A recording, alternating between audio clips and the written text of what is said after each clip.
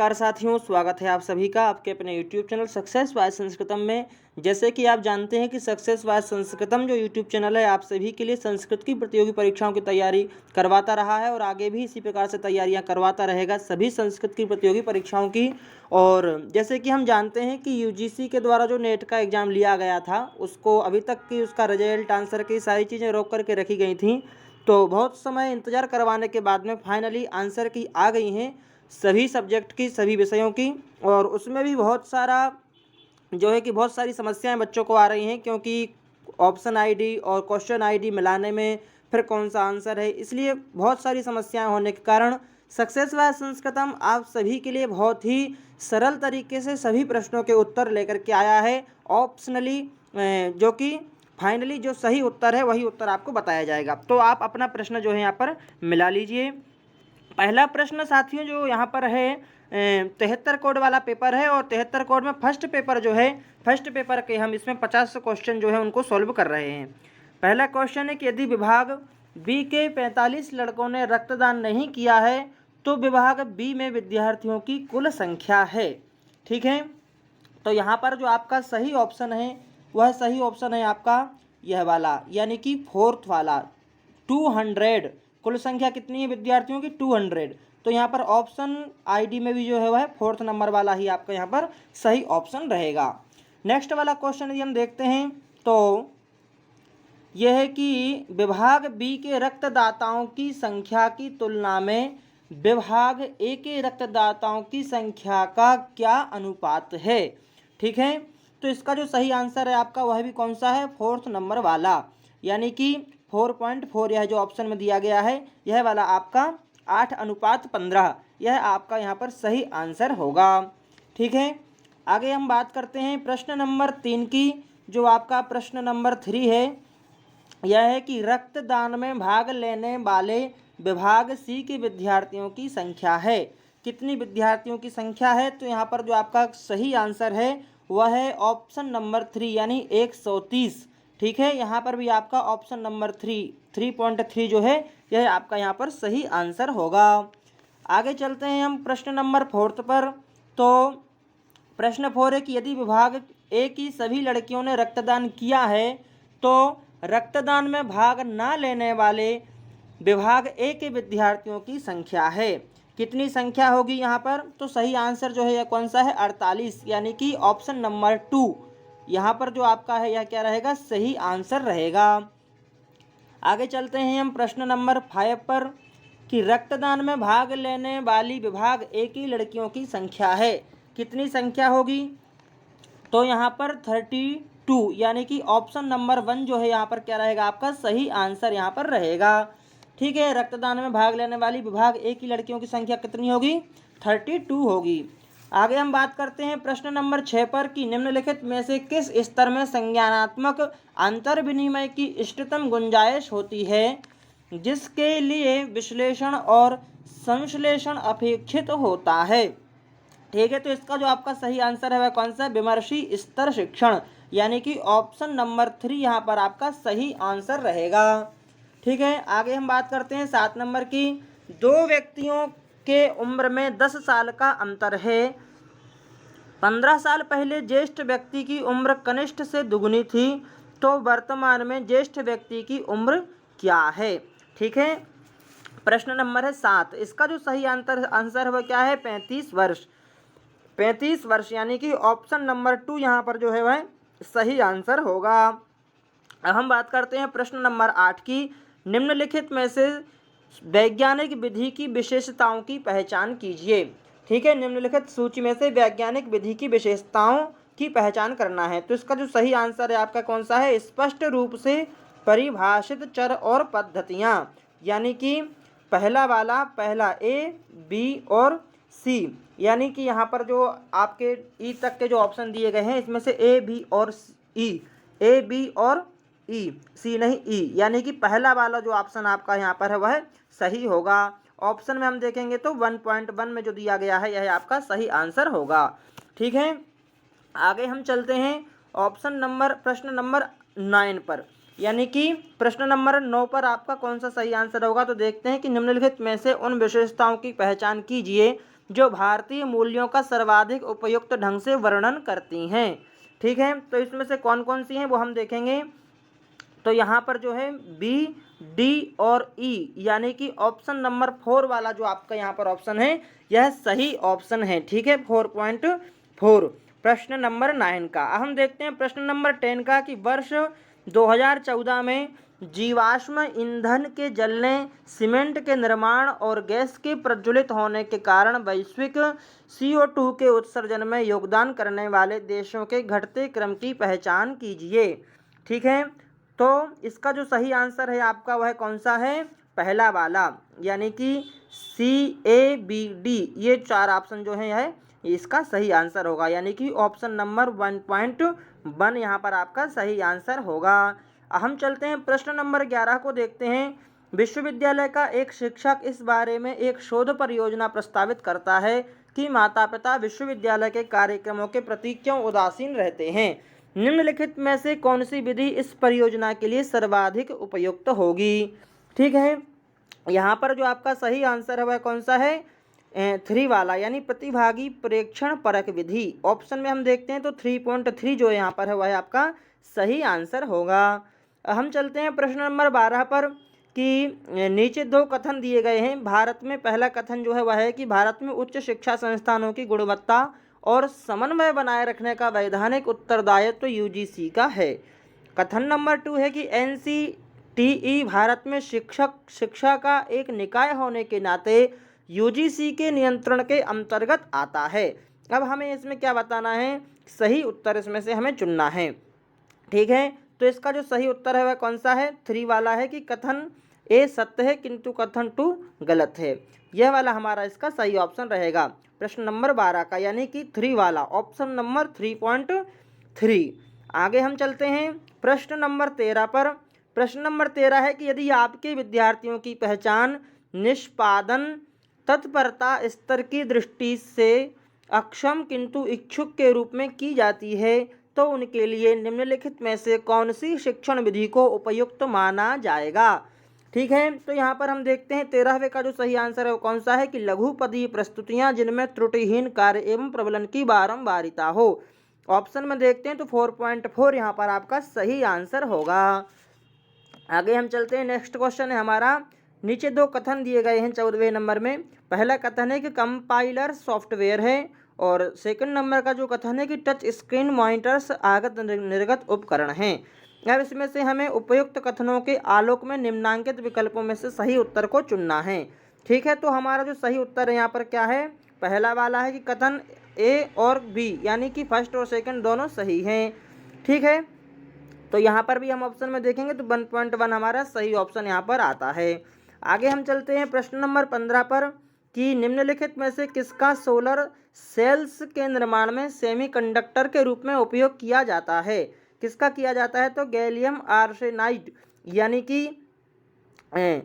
ये वाला नहीं, ऑप्शन नंबर 4 यानी कि A, B और C, D, यानी कि A, B, C और D, यह चारों ऑप्शन जो है इनमें से सभी का किया जाता है, यानी ऑप्शन नंबर 4.4 यहाँ पर जो है वह आपका सही आंसर होगा। 15वें नंबर का चौथा सही आंसर है। हम देखते हैं 16वें नंबर पर कि शोध आचार संहिता की दृष्टि से निम्नलिखित में से कौन सा शोध में न्यूनतम रूप से अनाहत है। ठीक है, तो यहाँ पर जो आपका सही आंसर है वह क्या है, पहला, यानी कि समस्या निरूपण और चरों की पहचान में। ऑप्शन में 1.1 यहाँ पर आपका सही आंसर होगा। 17वें नंबर पर हम देखते हैं कि संदेशों को संप्रेषित करने के लिए प्रयुक्त किए गए संप्रेषण उद्दीपक को किस नाम से जाना जाता है। ठीक है, संदेशों को संप्रेषित करने के लिए प्रयुक्त किए गए संप्रेषण उद्दीपक को किस नाम से जाना जाता है, तो कूट के नाम से जाना जाता है, यानी कि 4.4 आपका यहाँ पर जो है सही आंसर होगा। 18वें नंबर पर हम चलते हैं, तो यहाँ पर भी 2 कथन दिए गए हैं। पहला कथन है कि ऑपरेटिंग सिस्टम हार्डवेयर है और सेकंड नंबर का जो कथन है वह है एल्गोरिथम विधि किसी समस्या के समाधान की चरण दर चरण पद्धति है। उपयुक्त कथनों के आलोक में निम्नांकित विकल्पों में से सही उत्तर आपको यहाँ पर चुनना है।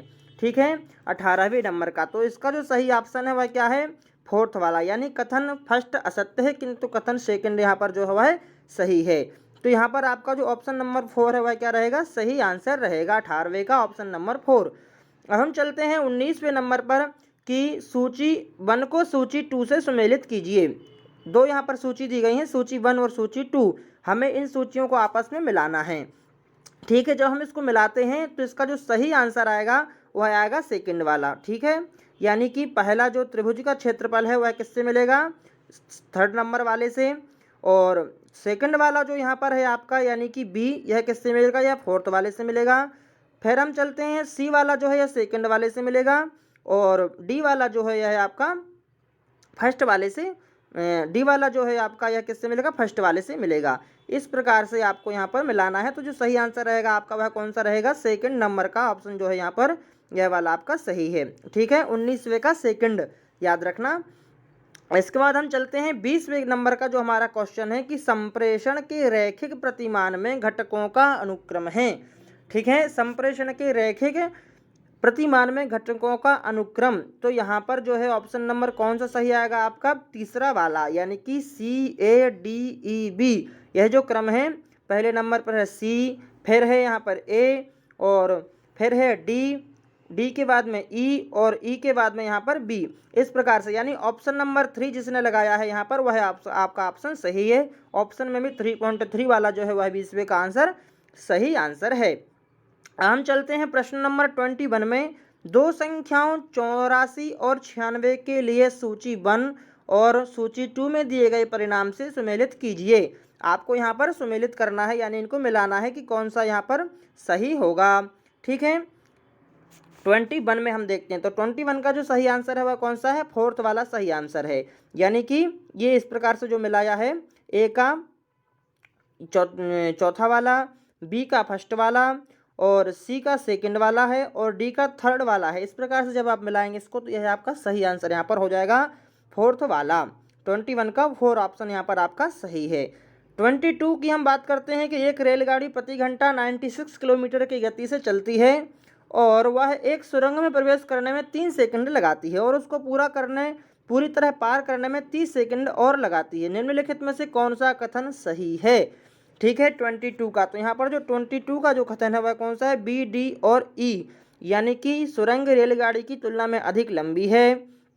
ठीक है, और बी के बाद में डी यानी कि रेलगाड़ी की लंबाई 80 मीटर है, और ई यानी कि सुरंग की लंबाई 800 मीटर है। इस प्रकार से आपका चौथा वाला जो ऑप्शन है यहाँ पर वह आपका सही होगा, 22वें का चौथा। हम चलते हैं 23वें नंबर प्रश्न पर कि श्रृंखला BDHJNP में P के बाद क्या आएगा। ठीक है, तो यहाँ पर क्या आएगा, T आएगा, इसलिए जो चौथा ऑप्शन है यहाँ पर 23वें नंबर प्रश्न का यह आपका सही होगा। ठीक है, आगे चलते हैं प्रश्न नंबर 24 में कि सूची फर्स्ट को सूची सेकंड से यहाँ पर क्या करना है, मिलाना है आपको। ये फर्स्ट सूची है, सेकंड सूची है, तो यहाँ पर जब आप इसको मिलाएंगे तो आपका सही आंसर कौन सा आएगा, यहाँ पर हम देखते हैं। चौथा वाला जो है वह सही आंसर आएगा, यानी कि ए का जो है वह 3rd नंबर का होगा, बी का जो है वह 1st नंबर का होगा, और इसके बाद हम देखते हैं सी का जो है 4th नंबर का होगा, डी का जो है वह 2nd नंबर का आंसर होगा। इस प्रकार से जब हम इसको मिलाएंगे तो यह आपका सही आंसर होगा इसका 4th नंबर का। ठीक है, कौन सा प्रश्न है आपका, 24 नंबर का जो सही आंसर है वह कौन सा है, ऑप्शन नंबर 4। हम बात करते हैं प्रश्न नंबर 25 की। नीचे दो कथन दिए गए हैं। पहला कथन है कि एक संख्या 25 द्वारा विभाज्य है यदि इस संख्या के अंतिम 2 अंक 00 या 25 से विभाज्य हैं। कथन नंबर सेकंड है कि एक संख्या 16 द्वारा विभाज्य है यदि इस संख्या के अंतिम 4 अंकों द्वारा बनी संख्या 16 से विभाज्य है। तो यहाँ पर आपका जो सही आंसर है वह क्या होगा, 25वें का जो सही आंसर है वह कौन सा है, 2nd नंबर का, यानी कि कथन फर्स्ट और सेकंड दोनों यहाँ पर क्या है, गलत हैं। तो ऑप्शन में भी हम देखते हैं 2.2 यहाँ पर जो आ रहा है यह आपका क्या होगा, सही आंसर होगा। हम चलते हैं प्रश्न नंबर 26 पर कि निम्नलिखित में से कौन से केंद्र सरकार के मानव संसाधन विकास मंत्रालय में उच्च शिक्षा के विभाग के भीतर विनियामक निकाय हैं। ठीक है, तो कौन कौन से निकाय हैं, तो जो ऑप्शन यहाँ पर दिए गए हैं इसमें से बी, सी और डी, यानी कि UGC, AICTE और डी यानी कि DEC, यह यानी कि पहला वाला जो ऑप्शन आपका यहाँ पर है वह क्या है, सही आंसर है। ऑप्शन में भी 1.1 में जो दिया गया है यही सही आंसर है। हम बात करते हैं प्रश्न नंबर 27 की कि निम्नलिखित में से किसका कोयला आधारित ताप विद्युत संयंत्र से उत्सर्जन होता है। ठीक है, 27 का, तो 27 का जो सही आंसर है वो कौन सा है, सेकंड नंबर वाला, यानी कि ए, सी और ई। ए, सी और ई यह यहाँ पर आपके आएंगे 27वें नंबर पर। तो आपका जो 27वें का जो सही ऑप्शन रहेगा वह क्या रहेगा, 2.2 यहाँ पर आपका सही आंसर होगा। अब हम देखते हैं 28वें नंबर प्रश्न की बात करते हैं कि सभी पुष्प खिलौने हैं, कुछ खिलौने वृक्ष हैं, कुछ तितलियां वृक्ष हैं। तो इस प्रकार से जो आपका सही आंसर यहाँ पर आएगा 28वें नंबर प्रश्न का वह क्या आएगा, सी और ई, यानी कि सेकंड नंबर का। ऑप्शन में भी हम देखते हैं तो 2.2 यहाँ पर जो है आपका वह सही आंसर होगा। हम बात करते हैं 29वें प्रश्न की कि अधिगमकर्ता के संप्रेषण क्रियाकलाप किस अनुक्षेत्र में आते हैं। ठीक है, तो किस में आते हैं, ए, सी और ई, यानी ऑप्शन नंबर सी यहाँ पर है, ऑप्शन नंबर 2 यहाँ पर जो आपका रहेगा वह क्या रहेगा, सही आंसर रहेगा। अब ऑप्शन नंबर 2 में कौन कौन से हैं, तो ए, सी और ई यानी कि प्रत्यक्षीकरण, अंतर्वैयक्तिक कौशल और ई यानी अंतर्वैयक्तिक संबंध, यह अधिगमकर्ता के संप्रेषण क्रियाकलाप के अनुबंध के क्षेत्र में आते हैं। तो 29वें का जो सही ऑप्शन रहेगा आपका वह कौन सा रहेगा, ऑप्शन नंबर 2 यहाँ पर आपका सही आंसर होगा।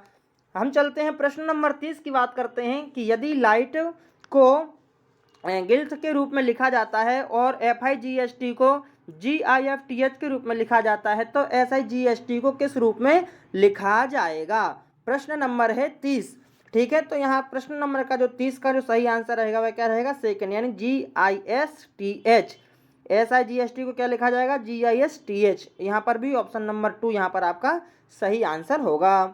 हम चलते हैं प्रश्न नंबर 31 है हमारा कि यहाँ पर भी दो कथन दिए गए हैं। पहला कथन जो है, किसी शोध उपकरण में विश्वसनीयता एक आवश्यक अपेक्षा है लेकिन वैधता के लिए पर्याप्त नहीं है। और कथन सेकंड जो है कि शोध में जब कोई परीक्षण केवल उन्हीं विशिष्ट संपत्तियों का मापन करता है जिनके मापनार्थ अभिकल्पित होता है तो परीक्षण की वैधता को खतरा है। अब इन दोनों में से हमें बताना है, आलोक में निम्नांकित विकल्पों में से सर्वाधिक उपयुक्त उत्तर आपको यहाँ पर चुनना है 31 में। तो 31 का जो सही आंसर है वह कौन सा है, 3 नंबर का, यानी कि कथन एक सही है किंतु कथन सेकंड वाला जो है वह गलत है। तो यहाँ पर ऑप्शन में भी हम देखेंगे 3.3 आपका सही आंसर होगा।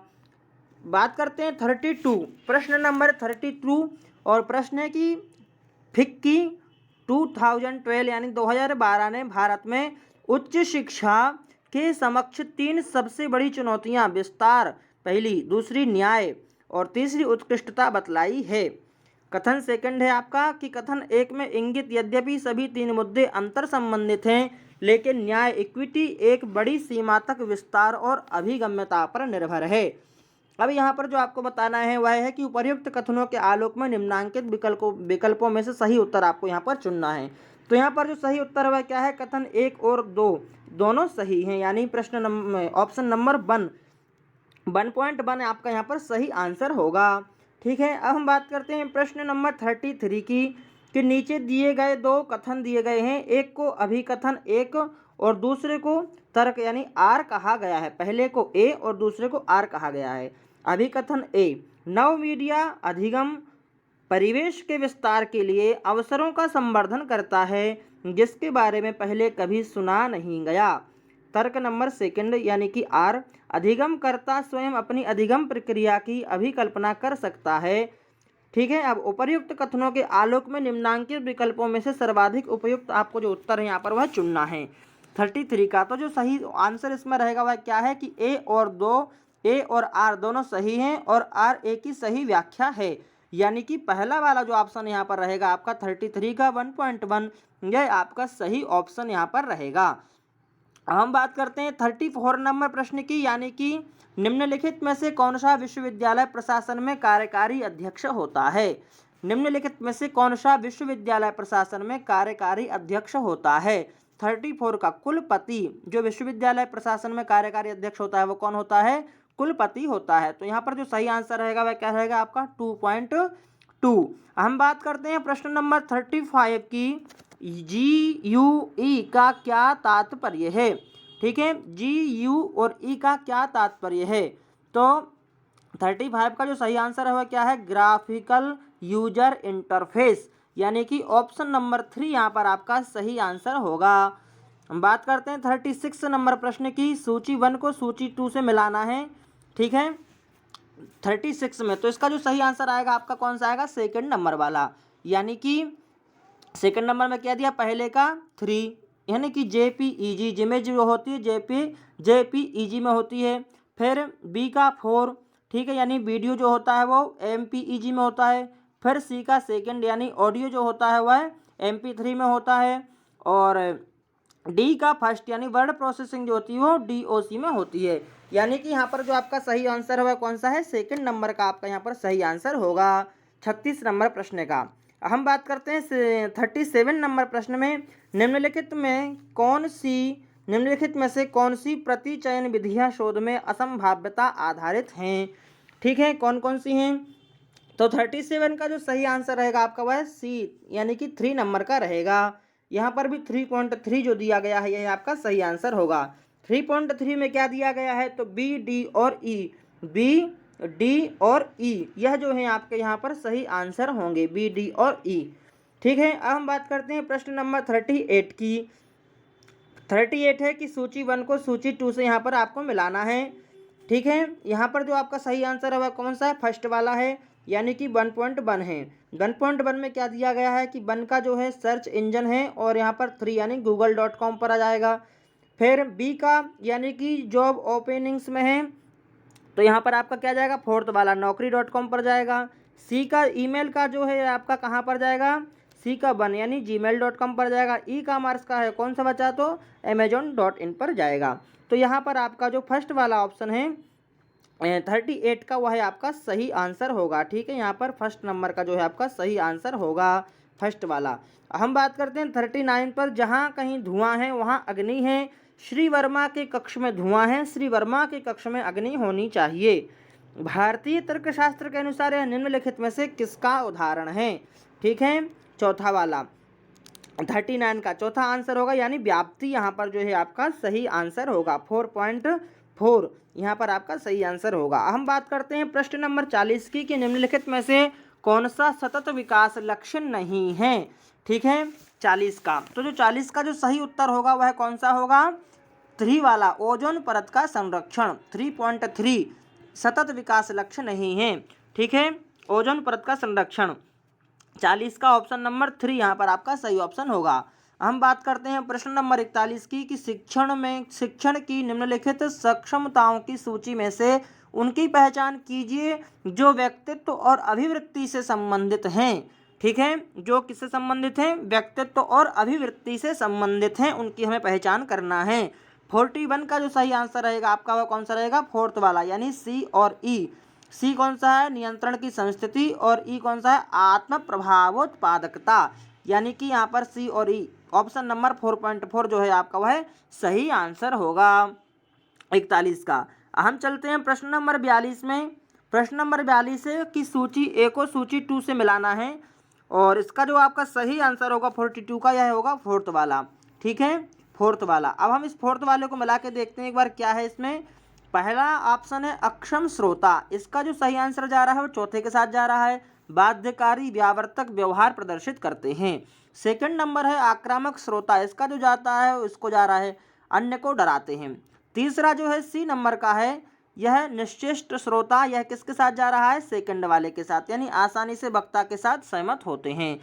चौथा वाला डी है छद्म बौद्धिक श्रोता, यह किसके साथ जा रहा है, भावनाओं पर बल ना देकर विचारों को सुनते हैं, यह आपका थर्ड नंबर के साथ मिल रहा है। तो आपका 42 का जो सही ऑप्शन होगा वह कौन सा होगा, 42 का फोर्थ नंबर वाला यहाँ पर आपका ऑफिशियली सही आंसर इसका है। और हम देखते हैं 43 में कि हमारे पूर्वजों द्वारा पक्ष पोषित पर्यावरणीय मूल्यों का प्रमाण देने के लिए एक अध्येता वेदों से उदाहरण उद्धृत करता है। भारतीय तर्कशास्त्र की दृष्टि से उसके द्वारा प्रयुक्त ज्ञान के साधन को क्या कहा जाएगा, ठीक है, 43 इसको क्या कहा जाएगा, शब्द, यानी शब्द प्रमाण जो हम जानते हैं, यह यहाँ पर थर्ड नंबर का ऑप्शन में आ जाएगा आपका 3.3 यहाँ पर आपका सही आंसर होगा 43 का। हम चलते हैं 44 में कि यहाँ पर भी दो कथन दिए गए हैं। पहला कथन है कि ICTE आधारित शिक्षण सहायता प्रणाली में अधिगम परिणामों को इष्टतम बनाने की संभाव्यता होती है, और कथन नंबर सेकंड है कि नवीनतम शोधों से यह प्रकाश में आया है कि सामाजिक सामर्थ्य से संबंधित कारक केवल संज्ञानात्मक प्रज्ञा की तुलना में अधिगम के लिए अधिक योगदान करते हैं। ठीक है, तो 44 का जो आपका सही आंसर रहेगा वो कौन सा रहेगा, पहला वाला, कि ए और बी दोनों सही हैं। ठीक है, ऑप्शन में भी 1.1 यहाँ पर आपका सही आंसर हो जाएगा। 45 की हम बात करते हैं कि सूची 1 को सूची 2 से यहाँ पर मिलाना है और सूची 1 में मूल्यांकन और परीक्षण व्याख्या विधियाँ दी गई हैं तथा सूची 2 में उसका वर्णन दिया गया है। चलिए मिला के देखते हैं इसका सही आंसर कौन सा। 45 का यहाँ पर सेकंड नंबर वाला जो है वह सही आंसर है। सेकंड नंबर का 2.2 यहाँ पर जो है वह आपका सही आंसर होगा। 2.2 में क्या दिया गया है, ए को मिलाया गया है, निर्माणात्मक मूल्यांकन को मिलाया गया है, आकलन का उद्देश्य सुधार की गुंजाइश की पहचान करना, यानी कि ऑप्शन नंबर 3 से। फिर जो बी वाला है आपका संकलनात्मक मूल्यांकन, इसको मिलाया गया है 4th से, यानी कम से कम तत्कालिक भावी संदर्भ हेतु मूल्यांकन का स्वरूप निर्णय परक होता है। इसके बाद जो मिलाया गया है सी का 1 से, यानी कि मानक संदर्भित परीक्षण का परीक्षण प्रदत्त हमें विद्यार्थियों की अनुपस्थिति को निर्धारित करने में सहायता करते हैं। बचा है आपका डी मिल जाएगा आपका सेकंड वाले से। इस प्रकार से आपका जो सही आंसर होगा 45 नंबर क्वेश्चन का वह होगा ऑप्शन नंबर 2.2। हम बात करते हैं प्रश्न नंबर 46 की। इसमें जो आपको गद्य दिया गया है इस गद्य को पढ़ करके इसका उत्तर देना है। प्रश्न है कि प्रारंभ में बालक को किस रूप में माना गया था, तो संज्ञान की शक्ति ना होना 2.2। ठीक है, 46 का जो आंसर होगा कौन सा होगा आपका 2 वाला, 2.2 यहाँ पर आपका सही आंसर होगा। 47 नंबर प्रश्न को हम देखते हैं। प्रारंभिक काल में विद्यार्थियों से क्या अपेक्षा की जाती थी। प्रारंभिक काल में विद्यार्थियों से क्या अपेक्षा की जाती थी कि कक्षा में शिक्षण के प्रति एकाग्र रहना, यह अपेक्षा की जाती थी। तो यहाँ पर भी 3.3 जो है आपका वह सही आंसर होगा। ठीक है, अब हम बात करते हैं प्रश्न नंबर 48 की कि संबंधवादी सूत्र ने किसको महत्व दिया था। संबंधवादी सूत्र ने किसको महत्व दिया था, तो यहाँ पर ऑप्शन नंबर 2 शिक्षण केंद्रित अभिप्रेरण को महत्व दिया था, यानी 2.2 यहाँ पर जो आपका 48 नंबर का प्रश्न है इसका सही आंसर होगा। आगे चलते हैं। 49 नंबर क्वेश्चन है कि जॉन डीवी ने बालक के अधिगम के बारे में क्या कहा था। जो जॉन डीवी हुए हैं उन्होंने बालक के अधिगम के बारे में क्या कहा था, तो इसका जो सही आंसर रहेगा आपका एक अधिगमकर्ता के रूप में बालक पर ध्यान केंद्रित किया जाना चाहिए, यानी कि ऑप्शन नंबर 4.4 और ऑप्शन नंबर 4 यहाँ पर आपका सही आंसर होगा 49 नंबर प्रश्न का। हम चलते हैं लास्ट क्वेश्चन है आपका फर्स्ट पेपर का 73 कोड का, जो है कि प्रयोगशाला के प्रयोग किससे संबंधित थे। प्रयोगशाला के प्रयोग किससे संबंधित थे, तो यहाँ पर जो सही आंसर आपका आएगा फर्स्ट वाला आएगा कि पुरस्कार और दंड द्वारा बालक को अभिप्रेरणा देना, यानी कि 1.1 यहाँ पर आपका 50वें नंबर प्रश्न का सही आंसर है। ठीक है, इस प्रकार से यह वीडियो यदि आपको पसंद है और आप पसंद आता है और यदि आपके लिए यह उपयोगी है तो इसको लाइक करें, मित्रों को बताएं और शेयर करें। कमेंट करके जी कुछ भी समस्या है तो आप पूछ सकते हैं। चलिए आप सभी का बहुत बहुत धन्यवाद।